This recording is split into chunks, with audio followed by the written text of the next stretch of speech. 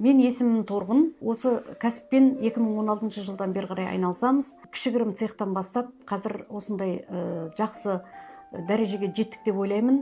Және шығарып жатқан затымыз осы өзіміздің Қазақстанның ою-өрнектерімен, Қазақстанның флагыменен, осындай этикет нелермен заттар шығарып жатырмыз. Бұл заттардың бәрі оқушылардың галстуктары, бабочкасы, бантигі. Және бізге осы жұмысты ең бірінші бастаған кезде 2016 жылдан бастап мен КМФ банкпен жұмыс жасаймын. Барлық жағынан бізге осы КМФ банк бізге қатты көмектесті. Мынау алдарыңызда тұрған станок, мінекей, осы тоқпен жұмыс жасайды. Бұны біз осыдан бірнеше жыл бұрын бір қолдан жасайтын кісіге жасатып алғанбыз. 1,5 айдың ішінде құрастырып жасап берген. Бұл бізге мысалы 5 сантиметрден бастап қандай размерде керек, солай бізге матаны шетін күйдіріп кесіп береді. Міне өтініш түседі, қалай бізге сұраныс түседі, мынандай қыздар тағатын жабо деп айтылады. Осы бабочкалардың барлық түрін шығарамыз. Осы юбкалардың осындай мінекей барлық түрлері, барлық расцветкалары жасап шығарамыз. Осы цехты және ары қарай үлкейтеміз деген үмітіміз бар. Биыл жер телімін іздеп жатырмыз. Сол жерге осы цехты үлкейтіп салып,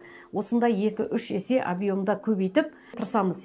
Осы шығарып жатқан затымыздың бәрі Қазақстанның барлық точкасына кетеді. Біздің товарды өте көп сұраныс бар қазір. Және осының бәріне бізге көмек беріп тұрған КМФ банк.